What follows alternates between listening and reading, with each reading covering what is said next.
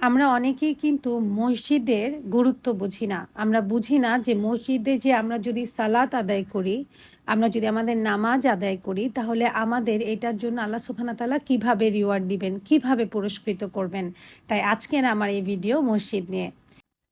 মসজিদে গিয়ে আসলে আমরা কি করি?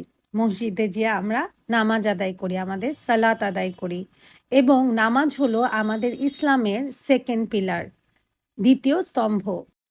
এবং রাসূল সাল্লাল্লাহু আলাইহি ওয়াসাল্লাম আমাদের হাদিসে নিশ্চিত করেছেন যে মৃত্যুর পরে আখিরাতের দিন আমাদেরকে যেই ব্যাপারে সবচেয়ে প্রথম প্রশ্ন করা হবে সেটা হলো আমাদের নামাজ, আমাদের সালাত। তাই আমাদের সালাত, আমাদের নামাজ আমাদের জন্য অনেক গুরুত্বপূর্ণ, কারণ আমরা যদি সেই আখিরাতের পরীক্ষায় প্রথম প্রশ্নের উত্তর ঠিকমতো দিতে পারি, তাহলে কিন্তু অন্যান্য পরীক্ষার মতো আমাদের বাকি পরীক্ষাটাও ভালো, আখিরাতেও কেটে যাবে। আমরা যখন কোনো ইন্টারভিউ দিতে যাই, যদি আমরা ইন্টারভিউ